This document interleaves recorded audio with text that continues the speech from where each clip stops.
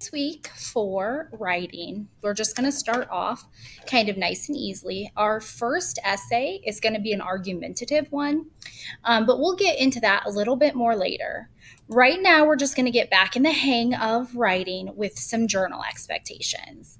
So, for our journals, we're just going to give you a prompt, and we want you to write for about 10 minutes. So, just set a timer. Whether that's on your phone or if you find a timer on YouTube. But for about 10 minutes, we want you writing. As you're writing, journaling is not a published piece of writing. We really want you to focus on getting your thoughts down.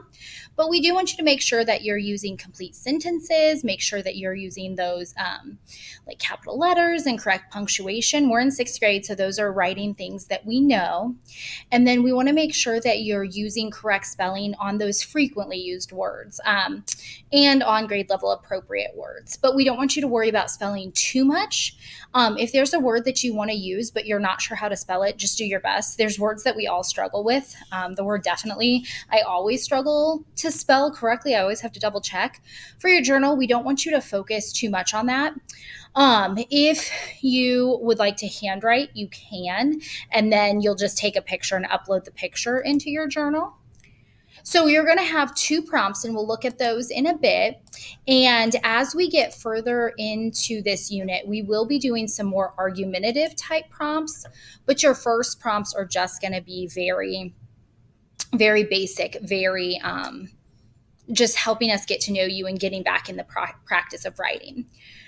So in Google Classroom, you're going to find an assignment called Digital Journal. And in that, it's going to make you a copy of a journal. These journals are pretty cool. So I've got a master copy. And as I update things, we'll ask you to link yours, which there's nothing to link right now. But that way I can add in graphic organizers or anything you might need. But then they serve like a regular journal. These along here are all links to different parts of the or of your journal, so it's easy to get there quickly. So to get to narrative journaling, I just go right there, and then if I want to get back to the personal journals, I'll just go back to the beginning. So these are your personal journals. Once you open your copy, it's going to be yours. You'll find it in your drive. And they're going to be yours for the whole year. You never have to share them with me. They're already shared with me. And I'll be able to pop in and check them whenever I need to, whenever there's a journal or something else for me to check. And we'll use them for all of our writing. So all the writing you do should be done here. If you start another document, one, I won't be able to find it. And if you do share it with me, I'm going to ask you to go back and put it in your actual journal. So the second page of your journal is just our writing expectations for different types of writing. So again, when we're journaling, we just want you to write for the set amount of time. We want you to write in complete sentences, and we want you to stay on topic. I always tell kiddos, if you finish and you've said everything that you can possibly say about the topic that you're given, and there's just nothing more for you to share, then you can switch topics and write about something else. But if I've given you a topic, they're pretty general topics. You need to write 5 to 8 sentences at the minimum about that topic in that 10 minutes. It can be give or take if writing is a bit more of a struggle for you, but we shouldn't be writing one sentence about the given topic and then switching. So just know that you can switch when you need to, but make sure you've really written everything that you can. So journaling, like I said, is where we're going to start. And your journal for day 1, you're going to have 2 days of journaling this week. Your journal for day 1 is loading. So you are pretending that you have a new pen pal. That pen pal is me. We're going to be writing back and forth to each other, but we're pretending it's someone besides me. And you're going to introduce yourself. And you're going to introduce yourself to that pen pal the way you would any new friend that you are meeting. You're going to make sure you tell them your name, about your family, your hobbies, your favorites. You can include your least favorites. Really include anything that will help them get to know you. So if you think back to when we introduced ourselves the first day of school and just the things we shared with you, about our kids and about the things that we liked, music that we liked, sports that we liked. You're going to be doing that same thing, but you're going to do it in written form. And this should be sentences. Don't make a list. We want it to sound like you. There's not a certain formal language that you have to use, but you are writing in school. So we shouldn't be using text speak. So no letter U for the word you, no letter R for the word R, so on.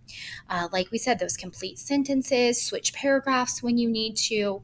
And you're going to be typing this. So where it says start typing here, it was in present mode, so it wouldn't go.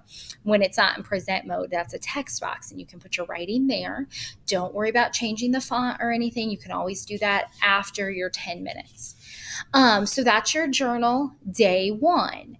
Then on your journal day 2, another 10-minute topic, you are going to be talking about remote learning. So let's go back because this doesn't make a lot of sense. I copied and pasted one thing and it looked weird. So this is what it should look like. So as we all know, school looks way different this year, like completely different. So then your journal goes on to ask you, thinking about how school looks way different this year.